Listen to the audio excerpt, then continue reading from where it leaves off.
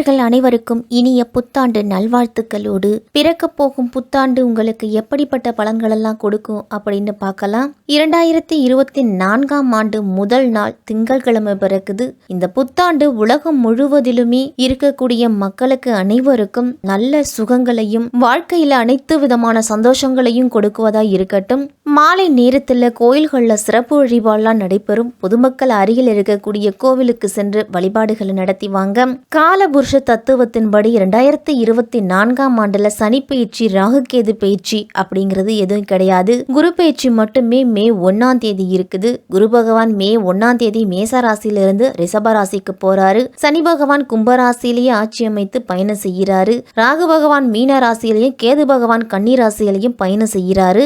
ஆங்கில புத்தாண்டான 2024 கன்னி லக்னத்துல பிறக்குது. அதோடு வருடம் பிறக்கும் போது சமயத்துல இருக்கக்கூடிய கிரக நிலைகளையும் நிகழ இருக்கும் கிரக மாற்றங்களையும் பார்த்தோம் அப்படின்னா இந்த ஆண்டு நல்ல மாற்றங்கள் நிகழக்கூடிய ஆண்டா இருக்கும். அதே சமயம் உலக அளவுல இயற்கை சீற்றங்களால பாதிப்புகள், பெரிய தலைவர்களோட உடல் ஆரோக்கியத்துல கவனம், இந்திய அரசியல்ல குறிப்பிடத்தகுந்த மாற்றம், அறிவியல்ல புதிய கண்டுபிடிப்புகள், மருத்துவத்துல இந்தியாவின் மதிப்பு கூடும், பிரபலங்களோட உடல்நலத்துல பாதிப்பு, வலைத்தள வளர்ச்சி அப்படின்னு அனைத்திலும் ஏற்றமும் மாற்றமும் எச்சரிக்கையாகவும் இருக்கக்கூடிய ஆண்டா இருக்கும். இந்த ஆண்டு முழுவதுமே எல்லோரும் பிள்ளையாரையும் பெரிய மகான்களையும் கும்பிட்டு வர்றது நல்லது. 2024ஆம் வருடம் வருவதற்கு இன்னும் ஒரு சில நாட்கள் தான் இருக்குது. அந்த வகையில இந்த ஆங்கில புத்தாண்டு 12 ராசிக்காரர்களுக்கும் எந்த விதமான பாக்கியங்களை கொடுக்க போகுது அப்படின்னு விரிவாவே பார்க்கலாம்.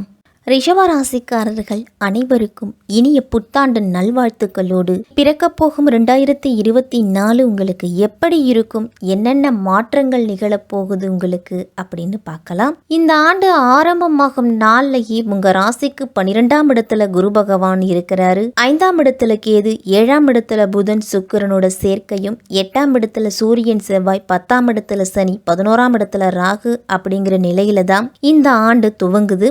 இந்த அமைப்பின் அடிப்படையிலையும் இந்த வருடத்துல ஏற்படக்கூடிய கோச்சார மாற்றங்களின் அடிப்படையிலையும் உங்களுக்கு பலன் அப்படிங்கிறது கிடைக்கும். அலுவலகத்துல எல்லாம் உங்களுடைய உழைப்புக்கு ஏற்ற உயர்வு அப்படிங்கிறது உண்டு.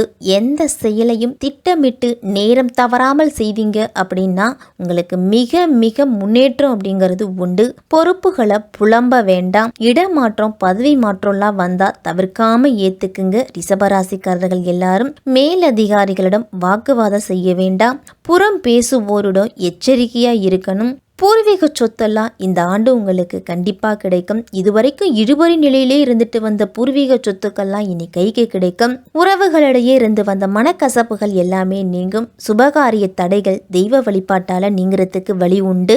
அதனால உங்களுடைய குல தெய்வத்துக்கோ இல்ல மற்ற தெய்வங்களுக்கோ வேண்டுதல் வச்சிருந்தீங்க அப்படின்னா அதை இந்த ஆண்டுல நிறைவேற்ற முயற்சி செய்யுங்க. வீடு வாகன சேர்க்கையிலாம் நிதானம் அப்படிங்கிறது அவசியம். தம்பதியர் உடல் ஆரோக்கியத்துல அக்கறை காட்டணும். பூர்வீக சொத்து சார்ந்த வழக்குகள்லாம் உங்களுக்கு சாதகமான தீர்ப்பு அப்படிங்கிறது உண்டு. குடும்ப ரகசியங்களை எதையும் பொது இடத்துல பகிர வேண்டாம். நீங்க செய்யும் வர்த்தகத்துல உங்களுடைய உழைப்புக்கு ஏற்ற லாபம் வர தொடங்கும். ரிஷபராசிக்காரர்களுக்கெல்லாம் முதலீடுகள் செய்யும் பொழுது யோசித்து செய்யுங்க. அயல்நாட்டு வர்த்தகத்துல ஒப்பந்த பத்திரங்களை பத்திரமா வச்சுக்கிறது நல்லது. ரிஷபராசிக்காரர்களாம் எப்போதும் உங்களை சுற்றி ஒரு வட்டம் இருந்துகிட்டே இருக்கும். அந்த அளவுக்கு உறவினர்களை விட நண்பர்கள் வட்டம் உங்களுக்கு பெரிதா இருக்கும். எல்லார பற்றிய விவரங்களையும் விரல் நுழையில வைத்திருப்பவர்கள்ல நீங்களும் ஒருவர். உங்களுடைய குணாதிசயங்களையும் நன்றாக உணர்ந்தவர்களே உங்களுக்கு நண்பர்களா இருப்பாங்க. உங்களை ஏமாற்ற நினைப்பவர்கள் தான் ஏமாற்றப்படுவார்களே தவிர நீங்க ஏமாற மாட்டீங்க. உங்களுடைய உள்ளத்தை போலவே உடைகளும் தூய்மையா இருக்கணும் அப்படின்னு நினைப்பீங்க. இந்த ஆண்டு புதிய வீடுகளுக்கு மாறும் சூழ்நிலையெல்லாம் உண்டு. பணவரவு உங்களுக்கு திருப்திகரமான நிலையிலேயே இருக்கும். உங்களுடைய திறமைகளை வெளிப்படுத்துறதுக்கு வாய்ப்புகள் அப்படிங்கிறது கிடைக்கலாம். உங்களுடைய ஆழ்ந்த நுண்ணறிவை அனைவரும் பாராட்டுவாங்க. அதிகார பதவியும் உங்களை பலப்படுத்தும். மதிப்பும் மரியாதையும் உயரும். செய்யும் தொழில புதிய மாற்றங்கள் எல்லாம் கொண்டு வருவீங்க. புதிய கடன்கள்லாம் உங்களுக்கு கிடைக்கும். உங்களுடைய சிந்தனையில தெளிவும் செயல்ல வீரியமும் பெற்று உங்களுடைய செயல்களை நேர்த்தியாவோ திறமையாவோ செய்து முடிப்பீங்க. உடல் ஆரோக்கியம் அப்படிங்கிறது உங்களுக்கு சிறப்பு சிறப்பாகவே இருக்கும். வழக்கு விவகாரங்கள்லாம் உங்களுக்கு சாதகமான திருப்பங்கள் அப்படிங்கிறது உண்டு. மனதில் காரணம் இல்லாமல் குடிக்கொண்டிருந்த குழப்பங்கள்லாம் மறையும். உற்றார உறவினர்கள் எல்லாத்தையும் அனுசரித்து நடந்து கொள்ளுவீங்க. ரெண்டு பட்டு இருந்த குடும்பம்லாம் ஒன்று சேரும். குழந்தை இல்லாம தவிச்சவங்களுக்கெல்லாம் இனி குழந்தை பாக்கியம் அப்படிங்கிறது கிடைக்கும். உத்தியோகத்தில் இருக்கிறவங்களுக்கெல்லாம் அலுவலகம் தொடர்பான விஷயங்கள்ல கூடுதல் கவனத்தோடு இருக்கிறது நல்லது. சக பணியாளர்களின் ஒத்துழைப்பும் உயரதிகாரிகளின் ஆதரவும் இந்த ஆண்டு உங்களுக்கு கிடைக்கும். அதனால உற்சாகத்தோடு வேலை செய்ய இடத்துல இருப்பீங்க. மறைமுக வருமானங்களால் உங்களுடைய வங்கி கணக்குல சேமிப்பு அப்படிங்கிறது உயரும். அலுவலகத்துல உங்களுடைய செல்வாக்கு நாளுக்கு நாள் உயர்ந்துகிட்டே இருக்கும். இதே மாதிரி சொந்த வீடு வாங்கணும் அப்படின்னு நினைச்சிட்டு இருந்த ரிஷபராசிக்காரர்களுக்கெல்லாம் அதுக்கு திட்டமிட்டு அதை கொண்டான பணத்தையும் சேர்த்து வச்சுக்கிட்டு வந்திருப்பாங்க. இந்த ஆண்டு புதிய வீடு வாங்குறதுக்கு நேரம் கைகூடி வரது. இந்த வாய்ப்பை நீங்க பயன்படுத்திக்கிங்க. வேலை தேடிக்கிட்டு இருந்தவங்களுக்கெல்லாம் நல்ல வேலை வாய்ப்பு கிடைக்கும். வியாபாரிகளுக்கெல்லாம் கணிசமான லாபம் உயரக்கூடிய அளவு உங்களுடைய தொழில் இருக்கும். வியாபாரத்தை விரிவுபடுத்துவதில் உங்களுடைய நேரடி பார்வை இருந்துகிட்டே இருக்கணும். எப்பொழுதும் கூடுமான வரைக்கும் வாடிக்கையாளர்களை திருப்தி செய்வதில் உங்களுடைய கவனம் இருக்கட்டும். இல்லை அப்படின்னா போட்டியாளர்களோட பக்கம் வாடிக்கையாளர்கள்லாம் திரும்புறதுக்கு வாய்ப்பு இருக்கும். தரமான பொருள்களை கொள்முதல் செய்யுங்க. அதுல முழு கவனத்தை செலுத்தணும். வாடிக்கையாளர்களிடம் அதிக கடன் பாக்கிகள் வைக்காம பார்த்துக்கொள்றது நல்லது. இல்லை அப்படின்னா வசூல் செய்வது சற்று கடினமாக இருக்கும்.